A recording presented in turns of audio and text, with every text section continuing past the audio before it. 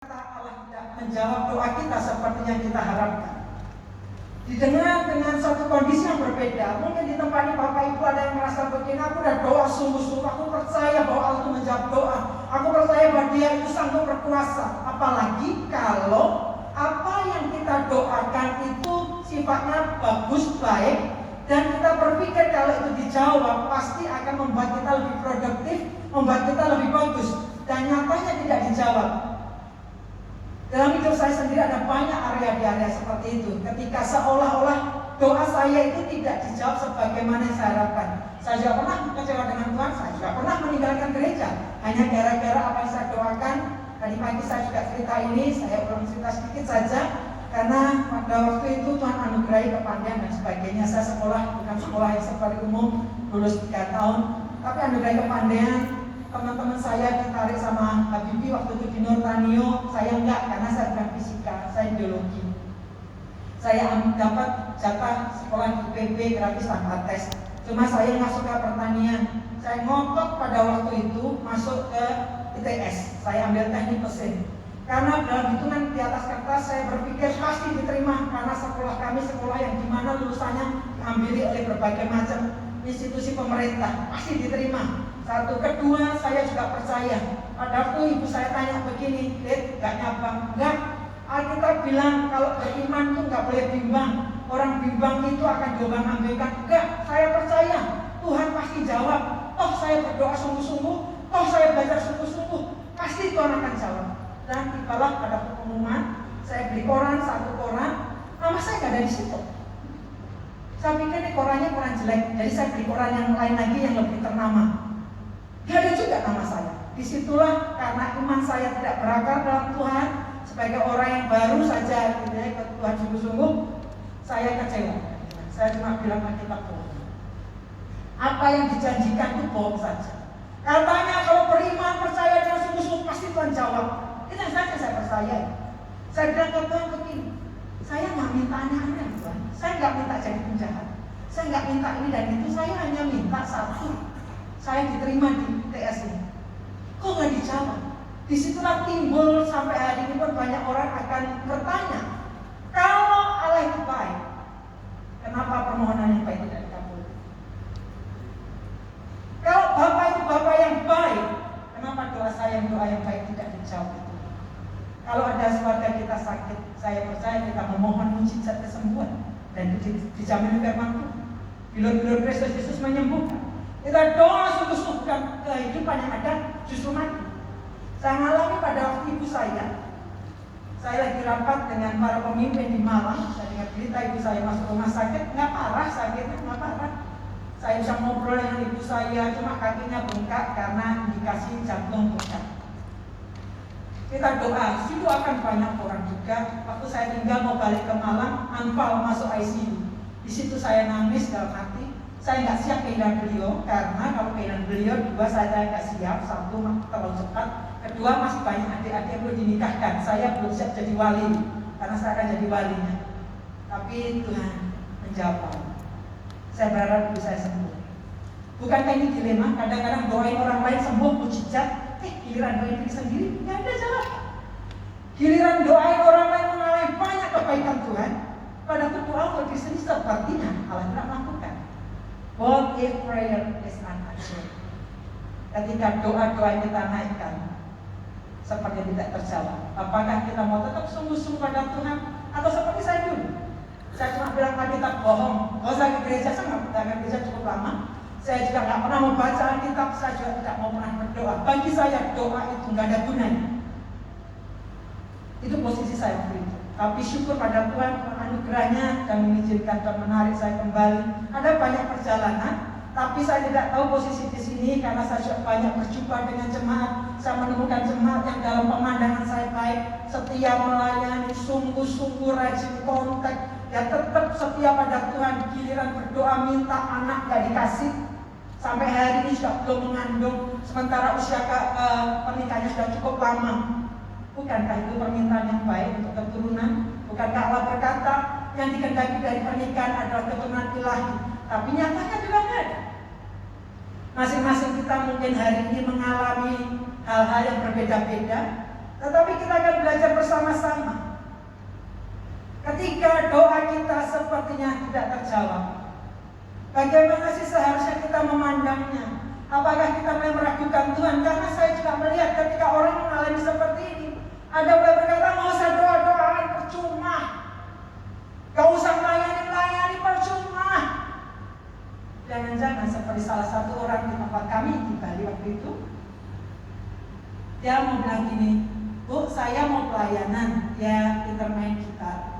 Oh, di sini mesti harus DK dulu ya, minimal DK dulu. Enggak, saya harus pelayanan, Bu. Saya tanya kenapa? Ternyata di dalam pemikiran dia adalah, kalau aku pelayanan, nanti pasti saya akan diberi kerjaan sama Tuhan. Karena dia lagi jobless, kondisi pandemi ini. Jadi kalau saya setiap pelayanan, pasti saya di-reward oleh Tuhan, diberi kerjaan. Ini adalah sebuah landasan yang gampang goyah. Karena kemungkinan kecewa akan sangat besar. Ketika sudah rajin melayani, ternyata permohonan keinginan yang baik tadi sepertinya tidak terjawab, dia akan mulai goyah dan mulai mempertanyakan Tuhan. Dan akhirnya banyak bertanya, kalau Allah itu baik, kenapa dia tidak menjawab doa yang baik? Kita akan lihat sama-sama bagian ini dari kitab 2 Korintus 12 ayat 7 sampai 10.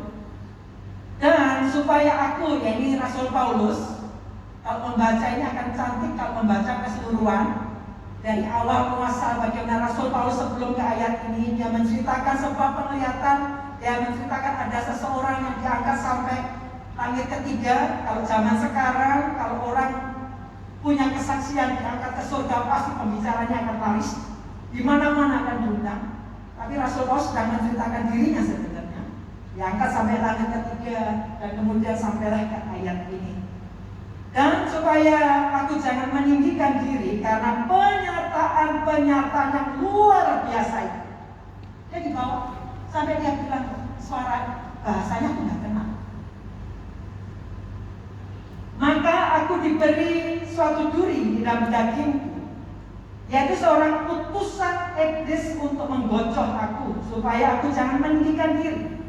Tentang hal itu aku sudah 3 kali berseru kepada Tuhan supaya utusan iblis itu mundur daripadaku. Tetapi jawab Tuhan kepadaku, cukuplah kasih karuniaku bagimu. Sebab justru dalam kelemahanlah kuasaku menjadi sempurna. Sebab itu terlebih suka aku bermegah atas kelemahanku, supaya kuasa Kristus turun menaungi aku. Karena itu aku senang dan rela di dalam kelemahan, di dalam siksaan, di dalam kesukaran, di dalam penganiayaan dan kesesakan oleh karena Kristus. Sebab jika aku lemah, maka aku kuat. Ini tulisan Rasul Paulus, dan kita akan melihat tentang misteri dari thorn in the flesh, duri dalam daging. Apakah itu literally duri dalam daging? Enggak, ini bahasa figuratif. Dan apa yang dimaksud duri dalam daging? Banyak orang nggak sepakat. Ada yang berkata duri dalam daging itu adalah kelemahan fisik. Rasul Paulus banyak penyakitnya. Ada yang berkata sakit rematik, epilepsi, dan gangguan yang menghambat pelayanannya. Ada yang menafsir begitu. Silahkan saja, karena ini terbuka bagi tafsir. Ada yang berkata ini Rasul Paulus thorn in the flesh, duri dalam daging adalah orang-orang yang sangat mengecewakan dalam pelayanan. Termasuk ada namanya Alexander. Alexander ini menggerogoti sekali dalam pelayanan Rasul Paulus. Karena dalam pelayanan akan ada orang-orang seperti itu. Apakah itu misteri dalam daging? Nah, kita coba lihat, walaupun ini bisa ditafsirkan itu sakit penyakit, yang lain, tapi intinya cuma satu, putus iblis. Berarti sesuatu yang negatif yang menghalangi Rasul Paulus di dalam efektivitas pelayanan. Entah itu penyakit kah, entah itu masalah, kita nggak tahu. Tetapi saya akan coba bawa ke konteks apa yang diungkap di Alkitab. Dijawab di ayat yang ke-10. Kalau lihat konteks ini, kita akan melihat kemungkinan besar thorn in the flesh, duri dalam daging ini adalah ini. Karena itu, aku senang dan rela di dalam kelemahan, di dalam apa? Siksaan. Jadi kadang-kadang ini ditafsir dengan tidak proporsional, mengangkat terlalu meninggikan sifat-sifat negatif kita, habit negatif kita. Kita berkata kan kelemahan justru kuasa Tuhan sempurna. Kalau kita lihat konteksnya dikatakan di dalam siksaan, di dalam kesukaran, di dalam penganiayaan dan kesesakan oleh karena Kristus. Kemungkinan besar thorn in the flesh adalah ini. Siksaan, penganiayaan. Dia seorang pemberita Injil yang luar biasa.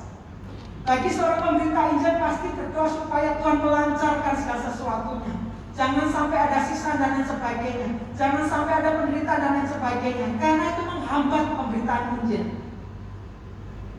Dan itu mesti berbagi.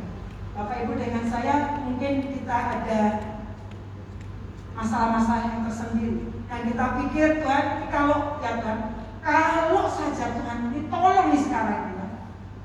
Tuhan kasih aku keuangan, beres, Tuhan pasti beres. Bukankah kita nggak berpikir seperti itu? Kalau kita ngalahin pergumulan secara finansial, Tuhan tolong Tuhan, diri kita langsung goal Tuhan. Saya berkali-kali dimintai bantuan, kali Tuhan supaya ini goal kali. Karena saya menyadari ada orang-orang yang perlu.